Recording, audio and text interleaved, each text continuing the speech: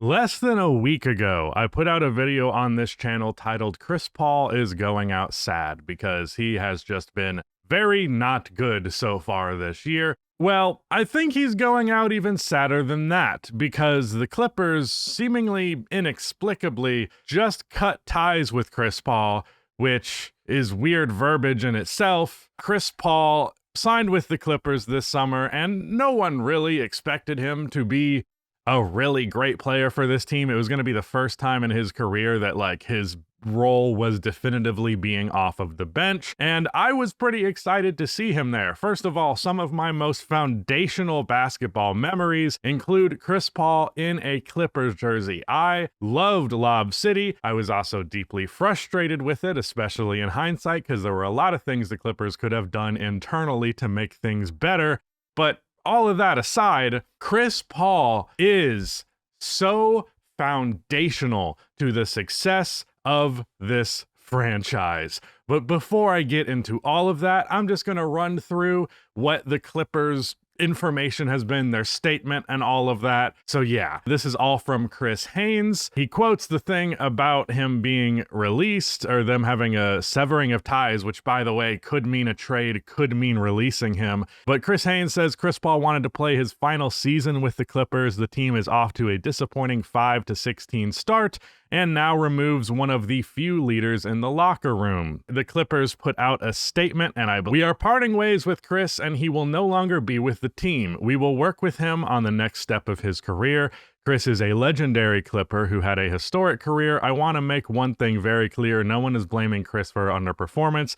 I accept responsibility for the record we have right now. There are a lot of reasons why we've struggled. We're grateful for the impact Chris has made on the franchise. Yes, you are clearly very grateful. This is the actions of someone who is grateful. Also, apparently, a couple of weeks ago, Chris Paul requested to have a meeting with Coach Tyronn Lue to discuss allegations of being a negative presence on the team. Lue refused to meet with him, and Lawrence Frank traveled to Atlanta to deliver news of parting ways. Paul desired to play his final season with the Clippers. Just to add to the drama of what this moment actually looked like, Clippers were apparently stuck at the airport in Miami yesterday for nearly 6 hours due to mechanical issues, which significantly delayed the team's arrival to Atlanta.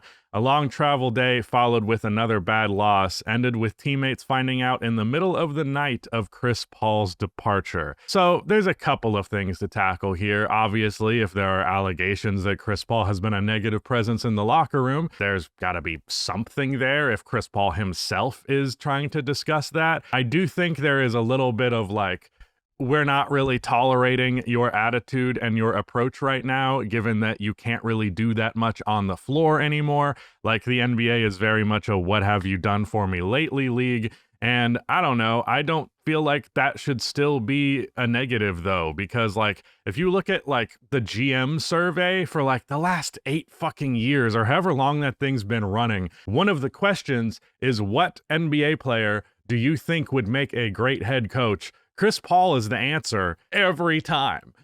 Every time. And one of the things that immediately struck me when Chris Paul went to the Clippers was I bet this is a setup to have him become a coach for this team, whether that is directly replacing Tyronn Lue or being an assistant, whatever that might be. I thought there was a decent chance that Chris Paul would end up coaching for the Clippers after this season, but I think doing this completely severs that possibility. Now, Chris Paul as a teammate, there's a lot of conflicting reports. I think it's really a personality thing, and it's akin to Jimmy Butler, where some people love that guy's attitude and some people hate that guy's attitude. In the case of Chris Paul, he's very stubborn, he's very hard-nosed, he's very tell you like it is, which sometimes can be very not everybody operates on the same wavelength. Some people need to have a positive reinforcement. Some people need to have a negative reinforcement.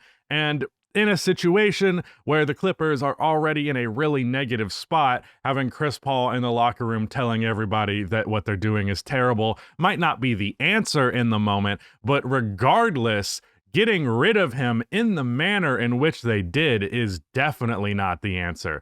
And I believe it was Lawrence Frank who made that statement. You can claim that this is not scapegoating Chris Paul all you want. It is, though. Like, you can say, we're not doing the thing that we're doing right now, but you're still doing it. It is very much scapegoating Chris Paul. And what I want to get into, the thing that makes this just so gross to me, is how important Chris Paul was to this franchise. The Clippers, before Chris Paul's arrival, were a fucking joke, okay? They were in Buffalo in like the 70s and had some success there. They moved to San Diego, which they didn't make the playoffs a single time when they were in San Diego. Then their creep-ass owner forced the Clippers to LA, which I feel like is an under-mentioned part of this story, because the NBA did not want to have two franchises in Los Angeles. But why am I blanking on the name of the creep right now? Donald Sterling was like, fuck you, I'm moving there anyway. And then there was a lawsuit, and I believe he had to pay the league some money, but like ultimately it still worked. And then the Clippers were a joke throughout the entirety of the 90s. And then they got Blake Griffin in the top of the 2009 draft. And I do think even if they did not add Chris Paul, they still probably would have developed at least a competent playoff team around him, especially because Eric Gordon was still like a young star at the time that he was there. So like, it's not as though the Clippers were guaranteed to be as destitute as they had been before without getting Chris Paul, but getting Chris Paul did immediately set them on a great trajectory that they have been on since. Chris Paul was traded to the Clippers in the 2011 offseason, and immediately, because the 2011-12 season was a lockout year, they went 40-26, which is a 50-win pace. They were not a playoff team the year before, and now they are a 50-win caliber team with Chris Paul on the roster. He is a pick-and-roll maestro, one of the best point guards of all time. He was the best player on the team. He got Blake Griffin and DeAndre Jordan many accomplishments that I don't think they would have gotten without him, especially DeAndre Jordan. And the Clippers management at the time did a terrible job of putting good pieces around these guys. They traded a first-round pick for Doc Rivers. Yes, Coach Doc Rivers, they traded a first rounder for. Do you understand how fucking insane that is? That is the level of mismanagement we had here, where the Clippers are giving away draft capital so they can have one of the biggest jokes of a head coach possibly imaginable. I understand he was coming off of the Celtics tenure, and like obviously his stock was much higher then than it is now, so it's easy to say with hindsight, but I don't even think you need hindsight to say don't trade a first round pick for a coach. Unless it's fucking Greg Popovich, unless it's Eric Spoelstra, don't do that. And even still, I would hesitate to say that because, like, you can just hire him. Like, he can just go to Doc Rivers if he wanted to be. The Clippers head coach could have gone to the Celtics, said, I'm quitting, and then went and signed with the Clippers. I don't think there's anything that gets in the way of that. If maybe I'm mistaking something, but I don't believe there is. So don't even get me fucking started on Jamal Crawford and how much that franchise was way too invested in him. Literally the first year that Jamal Crawford was there, he attempted more shots per game than Chris Paul did, and he was tied with Blake Griffin for the amount of field goal attempts per game. They were treating him like the 1B option essentially on that team. The second year he was there, he was taking the same amount of shots as Chris Paul. And their biggest issue was always their wing defense. Matt Barnes was an okay filler, but not the solution there. And they just held on to Jamal Crawford, who is a historic playoff dropper, a historically bad playoff player, like, oh my God, terrible. And regardless of how many times he shit his pants in the playoffs, year after year after year, he was still there. He was still one of the highest volume shooters on the team. Just a joke. And that team very much could have won if they had two really good role players that they didn't have, like, truthfully. And when you look at the bench units those teams had, especially at the latter half, people talk about a retirement home Clippers right now, and it makes sense, obviously. But the bench unit for the Clippers in that era was a retirement home. Fucking Josh Smith, fucking Hedo Turkoglu. I think they might have signed Lance Stevenson at some point, but maybe I'm making that up. Fucking Glenn Davis. Just, god damn, the mismanagement of that roster while he was there. But still, 50-win season after 50-win season after 50-win season. Sure, he didn't get them to even a conference finals, but when you actually go and look at those playoff series, for literally all but one of them, Chris Paul outperformed his regular season averages. There is one series where he really was terrible. That was the second round against the Spurs, I believe his first or second year on the Clippers. But otherwise, very excellent stuff. Even the 3-1 series that they blew to the Houston Rockets, he was excellent in the final 3 games in that series, and Blake Griffin was excellent in the final 3 games of that series. But everybody else was disgustingly bad, especially Jamal Crawford, to a lesser but still very significant extent JJ Redick, who truthfully, after trading for Chris Paul, the best move that the Clippers made in his entire tenure with that team was signing JJ Redick. That is the strongest move they made the entire time. And they were kind of devoid of moves. They really were not willing to trade draft capital in order to bolster this roster to actually make it successful. But of course, they were perfectly happy to trade all of their draft capital to get Paul George and Kawhi Leonard, which, again, I will still say made sense enough in the moment, but my God. But a big factor in all of this, the Chris Paul trade to the Houston Rockets after he was done with the Clippers gave them a lot of important pieces that ultimately played a part in the next era. Patrick Beverley was a part of that trade. Montrezl Harrell was a part of that trade. Those players were very key early on in the Kawhi Leonard era for the Clippers. And I believe they also got back draft capital that may or may not have been included in that trade. I'm going off of the dome here, but I believe, let me just look it up real quick.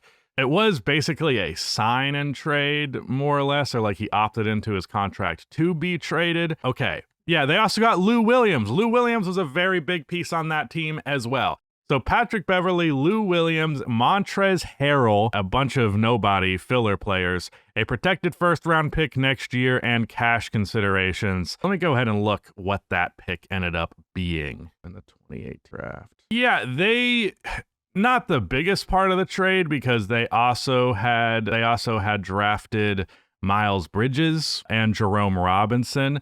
But Miles Bridges, their later first-round pick, Omari Spellman, was traded to the Charlotte Hornets for Shai Gilgeous-Alexander. Now, obviously, they fucking wasted that opportunity, but he was a key part of that trade. So the domino effect, Chris Paul goes to Houston, they get Shai Gilgeous-Alexander, and they get 3 key role players in the Kawhi Leonard era. That is a massive part of why they continued to be a 50-win caliber team year after year after year after he was gone. Since 2011, the Los Angeles Clippers have the highest regular season win percentage of any franchise in the NBA, which, yes, is mildly indicative of how much they have failed because you have so much regular season success, but it never actually amounts to championship level success or even conference finals level success because they only made it one time. But everything that the Clippers have in terms of relevance, they owe to Chris Paul. And I'm not saying they had to keep him on the roster for the entire year if they thought he was a problem in some shape or form, but this is not how you do it. You do not. This is so deeply unprofessional, and this is why I do not give a fuck about players being loyal in the NBA, because loyalty is a two-way street.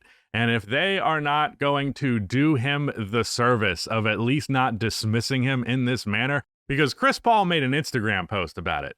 Like, he found out about it very short notice. Apparently, Tyronn Lue refused to meet with him to discuss any possible conflict in the locker room. Like, this was just handled so unprofessionally and so ungratefully for a player who has meant everything to the Clippers. I'm actually curious. I kind of want to see what their value as a franchise looks like year by year. I don't know if that's something that's been tracked, but let me see. Oh, that's interesting. That is mighty interesting. I mean, a lot of this happened after Chris Paul. Why is this only tracking from 2018? Is there really only data from 2018 onward? Okay, let's go. This is revenue in millions of dollars year by year. They remained the same as they were first year Chris Paul is there.